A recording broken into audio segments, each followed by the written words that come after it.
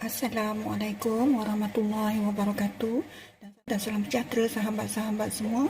Kita jumpa lagi di channel Masakan Umi Hajar. Hari ini Umi nak masak ayam masak sambal tumis ya.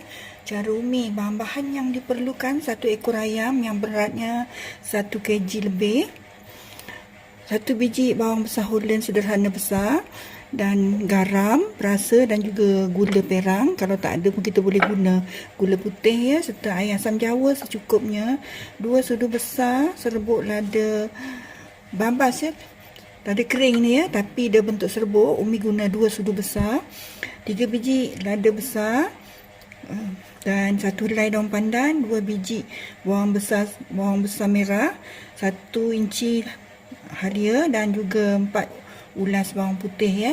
Ini saja bahan-bahannya ya sahabat. Bahannya tak banyak dan juga mudah untuk buatnya ya. Jom kita mula. Sekarang ni kita nak kisar bawang besar merah, bawang putih halia dan juga lada besar ni ya. Kita patahkan dia. Dan kita masukkan serbuk lada bambas ni ya. Kita letak sedikit minyak, tujuannya supaya biji lada besar ni lumat dengan cantik ataupun halus ya.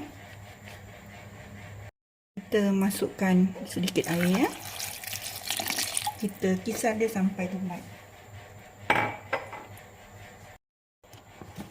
Bila dah lumat macam ni, kita ketepikan dulu ya. Kita panaskan minyak secukupnya. Bila dah panas, kita tumis bahan-bahan yang kita kisar tadi ya.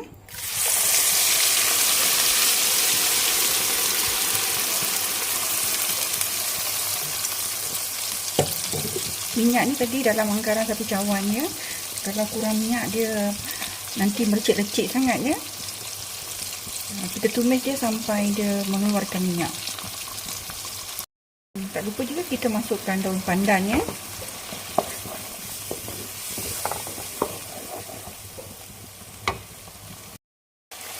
Bila dah pecah minyak macam ni, kita masukkan ayam tadi ya. Ayam ni pilihan ya, kalau kita nak goreng boleh, tak nak goreng pun boleh. Tapi Umi lagi suka tak payah goreng ya, sebab dia nanti tak ada keras dan dia lembut ya.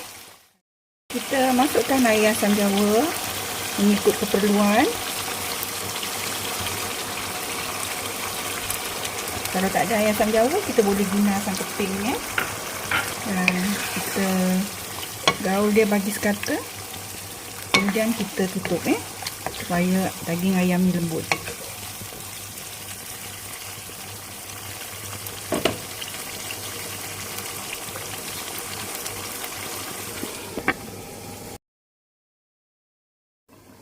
Kita tengok dia ya. Kita balik-balikkan ayam ni supaya dia masak sekata ya. Kita tutup dia lagi ya. Kita buka lagi tutup dia. Dan kita balik-balikkan dia ya. Lepas ni kita dah tak perlu tutup lagi. Kita nak keringkan dia. Kalau kita tutup nanti dia lambat kering ya.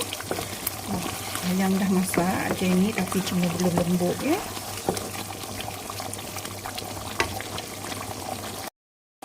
Kita masukkan garam banyak 1 sudu kecil atau mengikut keperluan, dan kita masukkan 2 sudu besar gula perang ya.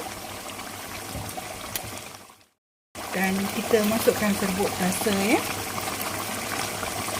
mengikut keperluan juga. Kita gaul bagi sekata. Dan kita masak lagi dia supaya dia kering dengan cantik ya.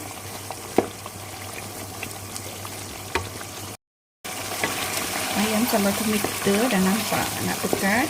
Kita masak lagi dia selama 3 minit sampai dia betul-betul pekat dan mengeluarkan minyak, baru kita tutup api ya. Alhamdulillah, ayam masak sambal tumis kita dah mengeluarkan minyak, dah pekat. Kita masukkan bawang besar Holland ya. Dan kita gaul dia bagi sekata dan sebati supaya bawang ni masak dengan cantik ya.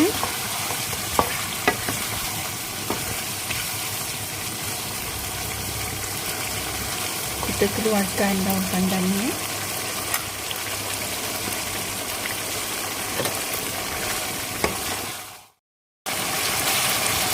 Ini dia ayam masak sambal tumis dan pun masak.